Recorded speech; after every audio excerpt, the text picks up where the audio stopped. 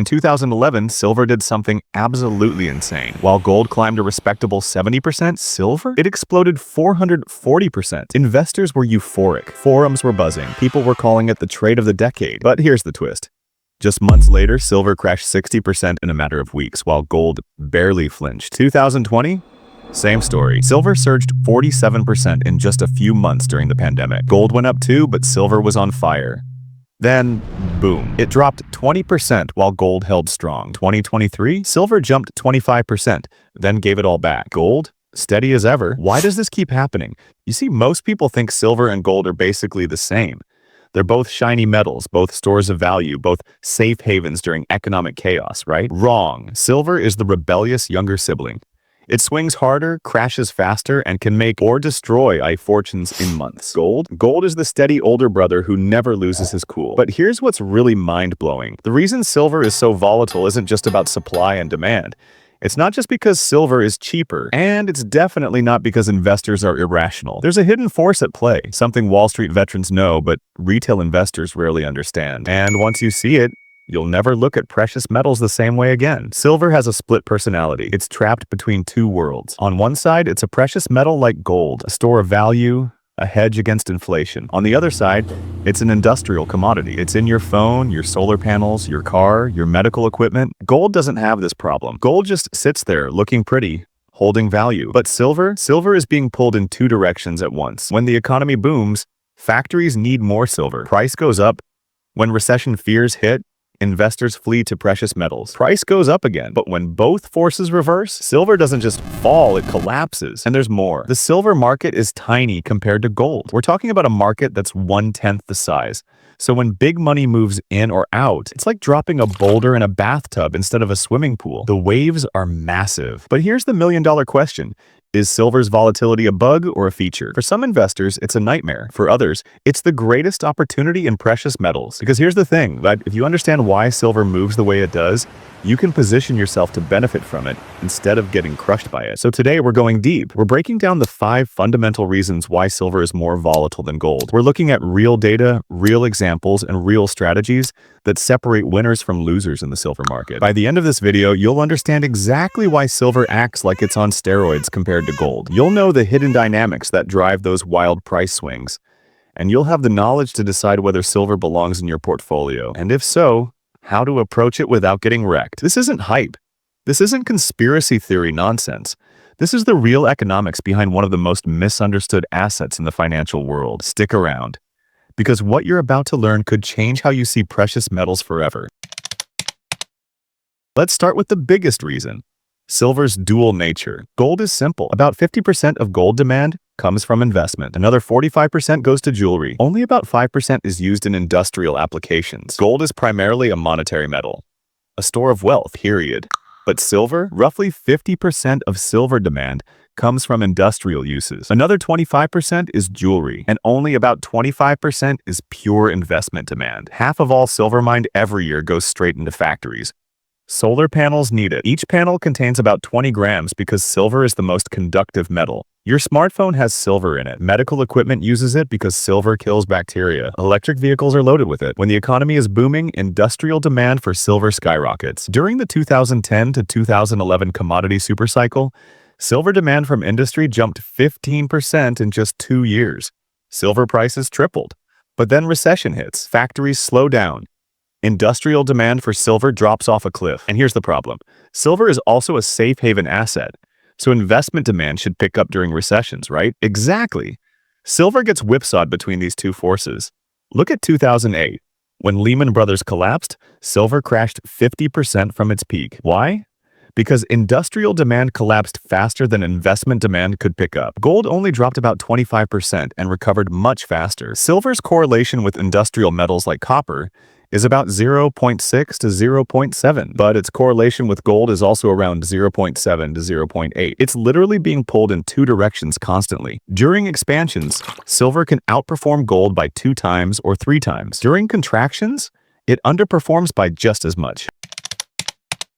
Imagine throwing a basketball into a swimming pool versus a bathtub. Same basketball, different reactions.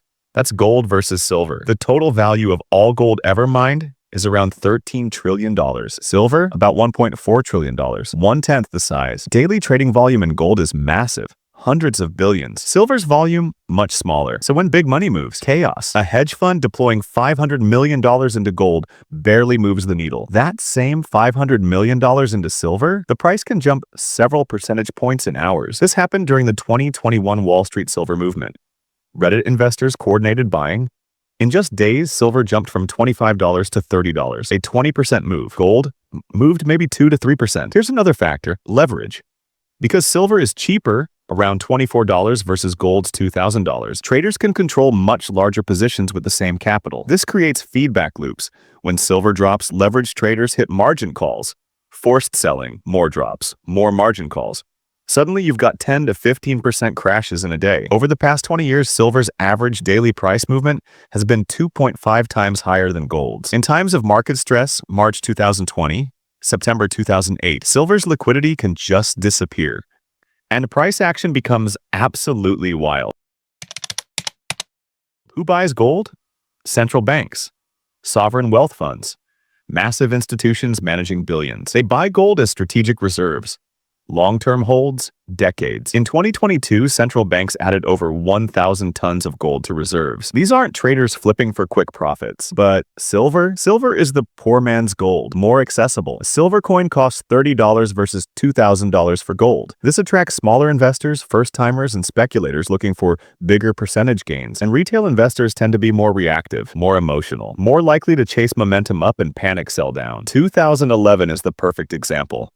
YouTube flooded with videos predicting $100 silver, $200 silver. Coin shops had lines out the door. Silver hit $49 in April 2011, then crashed. Within weeks, down to $35. By year-end, $27. Gold went from $1,400 to $1,900, settled around $1,600. Volatile, but nothing like silver's chaos. Why does this matter? Retail-dominated markets are more susceptible to emotional swings and herd behavior.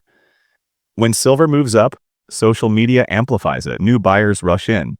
Momentum traders pile on. Self-reinforcing cycle. Reverse happens on the downside. Panic. Stop losses triggered. Momentum traders selling. Meanwhile, gold's institutional investors barely notice 5 to 10% moves. They think in years and decades. Only about 25% of silver comes from primary silver mines. The other 75%? Byproduct. Silver extracted from mines primarily producing copper, lead, zinc, or gold. Here's the problem. Silver production doesn't respond to silver prices. It responds to copper prices, lead prices, zinc prices. When gold prices rise, gold miners ramp up production. Supply responds to price signals. But when silver prices rise, byproduct producers don't care much. They're not mining more copper just because silver hit $30. Silver supply is inelastic. Inelastic supply plus volatile demand equals wild price swings. Industrial users need silver regardless of price. Investment demand? Pure price-driven speculation.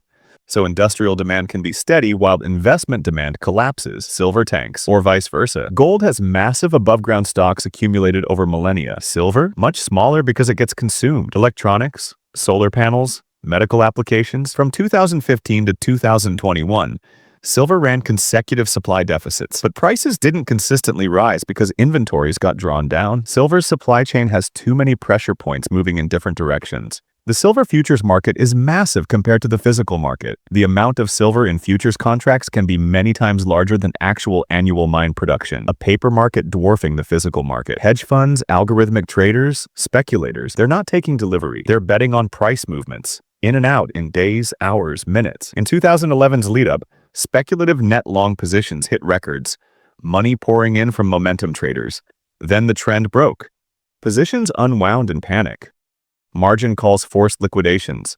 Selling pressure crushed prices. Gold has speculators too, but gold's futures market is more balanced. Silver's is disproportionately speculative. And here's the controversial part. Some manipulation accusations turned out true. Deutsche Bank settled a silver price-fixing lawsuit in 2018. JP Morgan paid nearly $1 billion in 2020 for spoofing precious metals markets. May 1st, 2011, silver experienced one of the most brutal intraday crashes ever, plunged over 10% in minutes. Why? CME increased margin requirements. Leveraged traders forced to sell. Forced selling triggered stop losses. More selling More stop losses. Carnage. This creates a cycle. Volatility attracts speculators. Speculators increase volatility. More speculators. Silver consistently ranks as one of the most volatile major commodities. More than oil. More than copper. Way more than gold. Should you avoid silver entirely? Not necessarily. Silver and gold serve different purposes. Understanding their volatility is critical. Gold is your foundation. Steady, reliable store of value. Portfolio insurance. Silver is tactical. For investors who can handle swings and won't panic sell on 15% drops. From 2001 to 2011, silver went from $4 to $49. 11 times return. Gold went from $250 to $1,900. 6 times return. Silver crushed gold. But anyone who bought in 2011 has been underwater for over a decade. Position sizing matters. A 5% silver allocation gives meaningful exposure without excessive risk. Most important, emotional discipline. Silver will test you. Silver's volatility isn't a flaw. It's a characteristic from its unique position, both monetary asset and industrial commodity. Success isn't about predicting the future. It's about understanding these forces, respecting volatility, and positioning appropriately. Gold is for preservation. Silver is for speculation. Now you understand why silver moves the way it does. That knowledge? That's the real edge. Let's recap. Silver is more volatile than gold because of 5 reasons. 1. Dual nature as monetary asset and industrial commodity. 2. Much smaller market creating massive price swings. 3. Speculative, retail-heavy investor base amplifying momentum. 4. Inelastic supply as mining byproduct. 5. Massive speculation in futures markets. Together, these make silver one of the wildest rides in investing. If this helped you understand precious metals better, hit that like button. Subscribe for more no BS financial breakdowns. Comment, are you team gold, team silver, or both? Thanks for watching. Stay smart, stay informed. See you in the next one.